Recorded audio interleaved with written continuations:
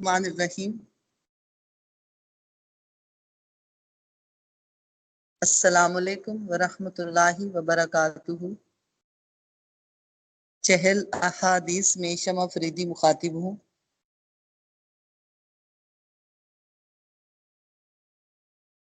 حدیث نمبر 25۔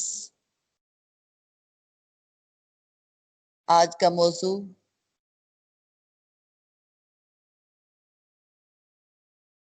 یتیموں کے ساتھ حسن سلوک کیا کرو۔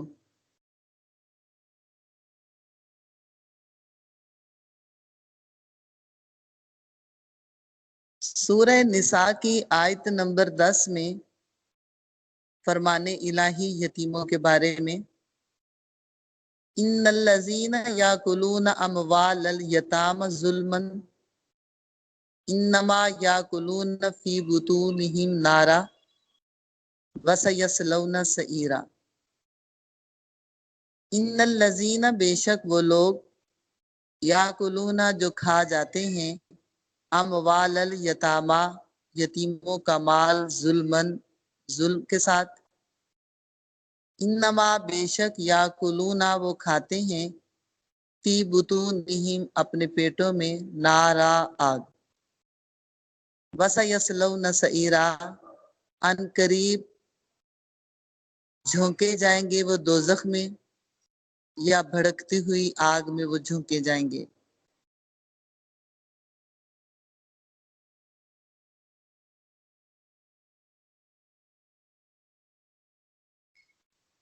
ہر صاحب اولاد کو اپنے بچوں کا بہت خیال ہوتا ہے۔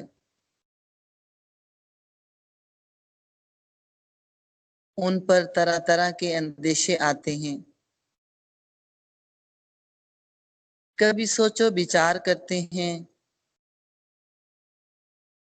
اولاد کے لیے ہر پل فکر جنم لیتی رہتی ہے۔ کیوں؟ اس لیے کہ اپنے بچے عزیز ہیں، وہ پیارے لگتے ہیں۔ آپ کو آپ کے بچے عزیز ہیں، ہمیں ہمارے بچے عزیز ہیں۔ ایسے ہی دوسروں کے بچوں کو بھی عزیز سمجھیں، خصوصاً یتیموں کو عزیز سمجھیں۔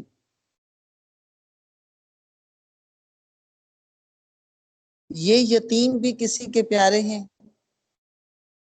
کسی کی آنکھ کے تارے ہیں۔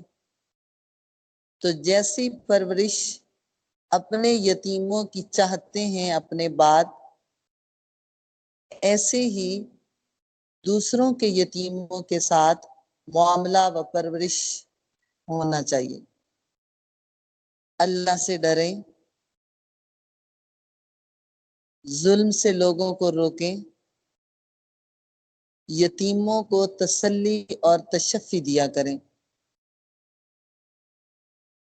جو کوئی وارث یا غیر وارث یتیموں کا کسی قسم کا مال ناحق مارے گا، ظلمن کھائے گا، در حقیقت وہ اپنے پیٹ میں دوزخ کی آگ کھائے گا، یعنی وہ مالک دوزخ کے انگارے بن کر اس کی پیٹ کو بھریں گے۔ ابو سعید خدری فرماتے ہیں، آقا علیہ الصلوۃ والسلام نے معراج کی خبریں سنائیں۔ فرمایا کہ ہم نے ایک قوم کو ملاحظہ کیا جن کے ہونٹ اونٹوں کے سے ہیں، ان پر فرشتے مقرر ہیں جو انہیں آگ کے پتھر کھلاتے ہیں۔ یہ پتھر ان کے منہ میں داخل ہو کر پاخانہ کے مقام سے نکل جاتے ہیں۔ ہم نے پوچھا جبریل یہ کون لوگ ہیں؟ فرمایا یا رسول اللہ صلی اللہ علیہ وآلہ وسلم یہ یتیموں کا مال ظلمن زیادتی کر کے کھانے والے ہیں۔ تو قیامت میں یتیموں کا مال کھانے والے اس طرح اٹھیں گے کہ ان کا کانوں، ناک، آنکھوں سے دھواں نکلتا ہوگا اور لوگ انہیں دور سے پہچان لیں گے، یہ یتیم کا مال کھانے والے ہیں۔ حدیث نمبر 25۔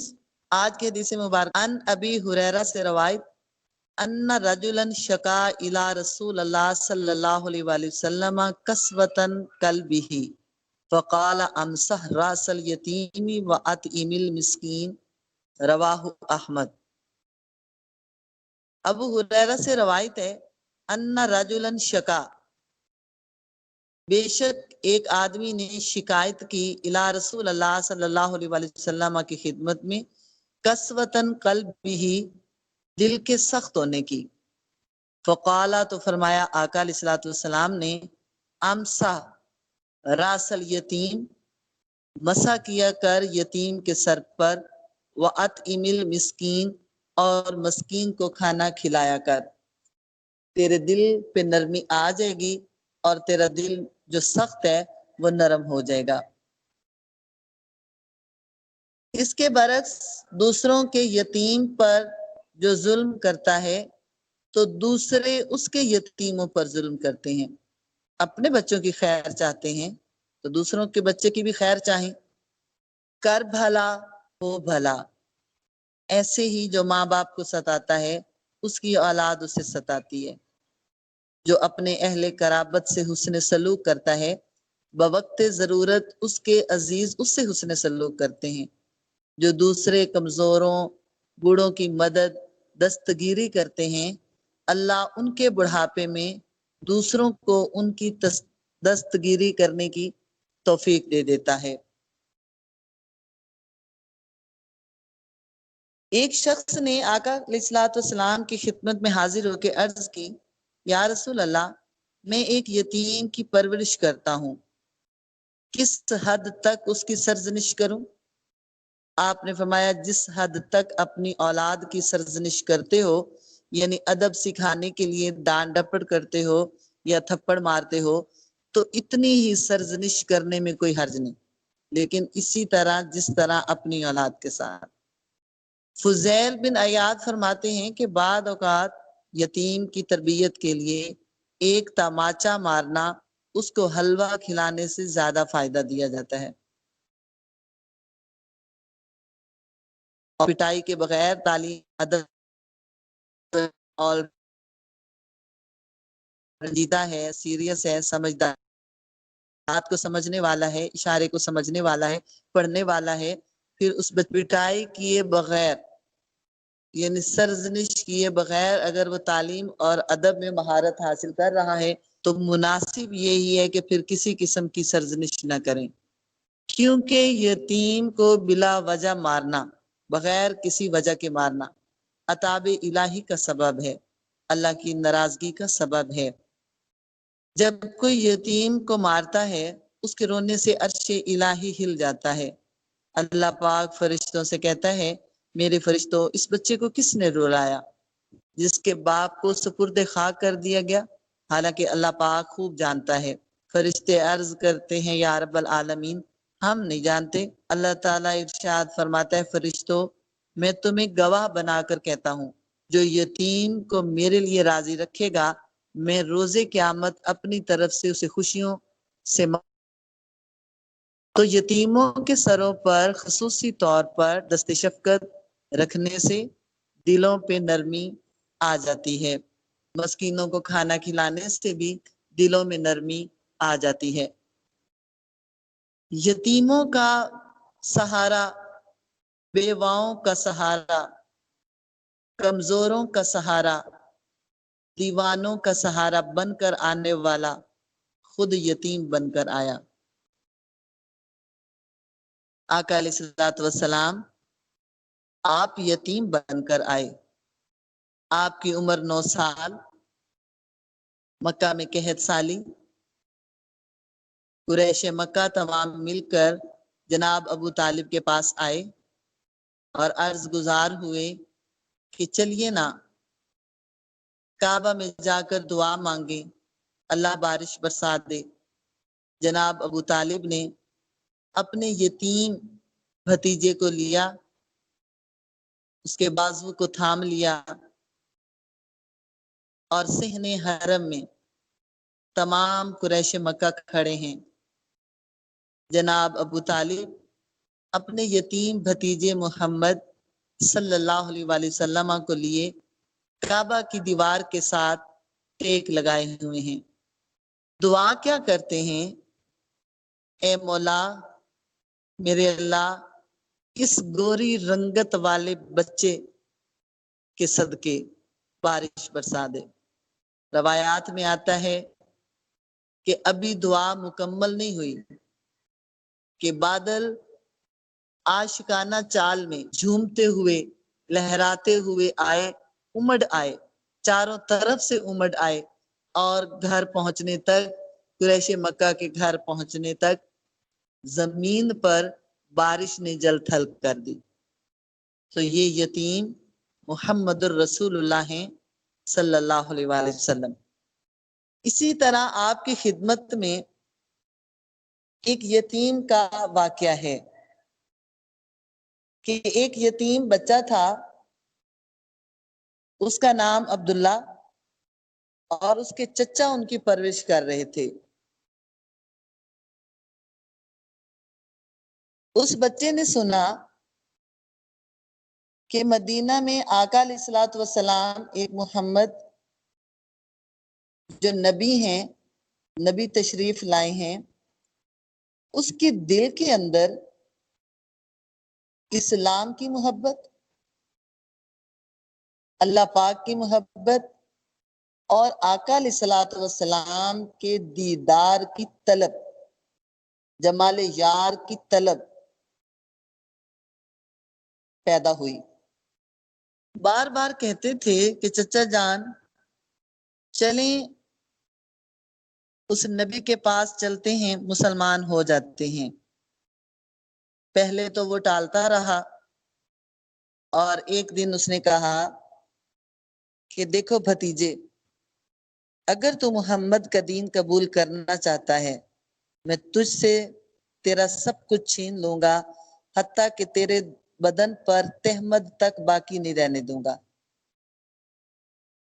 عبداللہ نے جواب دیا، چچا جان میں تھک گیا ہوں، میں تنگ آ گیا ہوں اس دین سے، مجھے برسوں ان سے انتظار ہے، میرے دل میں اسلام کی تحریک ہے، میں مسلمان ضرور بنوں گا اور محمد الرسول اللہ کا اتباع کروں گا، میں شرک بت پرستی سے بیزار ہوں، میرے قبضے میں زر مال دولت جو کچھ ہے سنبھال لیں، میں جانا چاہتا ہوں، مجھے جانے دیں۔ یہ کہہ کر عبداللہ نے کپڑے اتار دیے، ماں کے سامنے گئے، ماں حیران ہو گئی، عبداللہ یہ کیا ہے؟ کہنے لگا میں نبی کریم کی خدمت میں جانا چاہتا ہوں، ستر پوشی کے لیے کپڑوں کی ضرورت ہے، مہربانی فرما دیں۔ تو ماں نے ایک کمبل یا اونی چادر دی، ایک ٹاٹ نما کپڑا دیا، عبداللہ نے اس کے دو ٹکڑے کیے، ایک کا تہمت باندھا اور ایک کو اپنے اوپر لے لیا۔ آقا علیہ الصلوۃ والسلام کی خدمت میں پہنچا، مسجد نبوی میں مسجد میں ٹیک لگائے، یعنی تشریف فرما۔ آقا علیہ الصلوۃ والسلام نے پوچھا کون ہو؟ کہنے لگے میرا نام عبدالعزیٰ، فقیر ہوں، مسافر ہوں، آپ کے جمال کا عاشق ہوں، ہدایت کا طالب ہوں، اور اسی لیے در دولت پہ حاضر ہوا ہوں۔ آقا نے فرمایا نہیں، تم عبدالعزیٰ نہیں، تمہارا نام عبداللہ ذوالبجادین تمہارا لقب ہے، یعنی ذوالبجادین دو چادر والا، یا ایک چادر کے دو ٹکڑوں سے اپنے آپ کو ڈھانکنے والا۔ آپ نے فرمایا ٹھیک ہے، ہمارے پاس ہی رہو، مسجد میں رہا کرو۔ اصحاب صفہ میں شامل ہو گیا، قرآن سیکھتے رہے بڑے ذوق شوق کے ساتھ، اور بڑے شوق و نشاط کے ساتھ اللہ کا ذکر کیا کرتے تھے۔ بعض اوقات لوگ نماز پڑھ رہے ہوتے تھے، یہ اعرابی عبداللہ اس قدر بلند آواز سے ذکر کرتا کہ دوسروں کی قرات میں مزاحمت ہوتی۔ جناب عمر فاروق رضی اللہ تعالی عنہ نے ان کو ڈانٹا، آپ نے فرمایا عمر اسے کچھ نہ کہو، یہ اللہ اور اس کے رسول کے لیے سب کچھ چھوڑ کے آ گیا ہے، یہ اپنے تن کے کپڑے بھی اتار کے آ گیا ہے۔ حضرت عبداللہ کے سامنے غزوہ تبوک میں تیاری ہونے لگی۔ آپ پاک علیہ الصلوۃ والسلام کی خدمت میں آئے، عرض کی یا رسول اللہ دعا فرمائیں، میں بھی راہ خدا میں شہید ہو جاؤں۔ آپ نے فرمایا جاؤ کسی درخت کا چھلکا اتار لاؤ۔ حضرت عبداللہ لے کے آئے، وہ چھلکا ان کے بازو پر باندھ دیا اور زبان مبارک سے فرمایا الہی میں کفار پر اس کا خون حرام کرتا ہوں۔ جناب عبداللہ نے کہا یا رسول اللہ میں تو شہادت کا طالب ہوں۔ آپ نے فرمایا عبداللہ اللہ کے راستے میں نکلو، پھر بخار آ جائے تو شہید ہی ہوگے۔ تبوک پہنچ کر بخار چڑھا، انتقال کر گئے۔ بلال بن حارث مزنی کہتے ہیں کہ ان کے دفن کی میں نے کیفیت دیکھی کہ رات کا وقت تھا، بلال کے ہاتھ میں چراغ تھا، ابو بکر صدیق رضی اللہ عنہ کی لاش کو لحد میں رکھ رہے تھے، آقا علیہ الصلوۃ والسلام ان کی قبر میں اترے، جناب ابو بکر عمر سے فرما رہے تھے اپنے بھائی کو میرے قریب کر دو۔ آقا نے قبر کی اینٹیں اپنے ہاتھ سے رکھیں، ترتیب فرمائیں، پھر دعا کی اے اللہ میں عبداللہ سے راضی ہوں، تو بھی راضی ہو جا۔ ابن مسعود فرماتے ہیں کاش اس قبر میں دفن کیا جاتا۔ یتیموں کے ساتھ حسن سلوک سیکھنا ہے تو محمد عربی صلی اللہ علیہ وآلہ وسلم کی زندگی کو پڑھ لو، ان کی سیرت کو سمجھ لو۔ جو یتیموں کا سہارا، بیواؤں کا سہارا، دیوانوں کا سہارا بن کر آیا، وہ خود یتیم بن کر آیا۔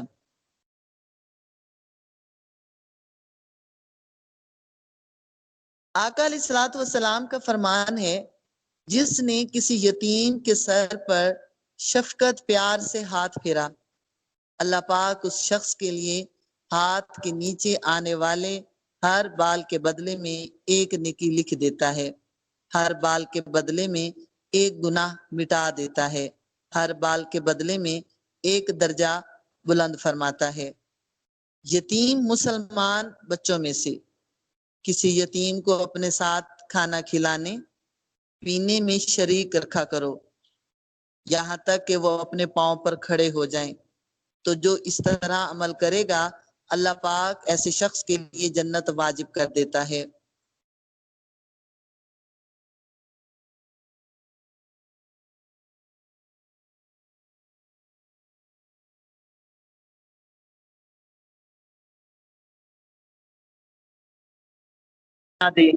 اللہ تعالیٰ اس کے لیے بھی جنت کو واجب کرتا ہے۔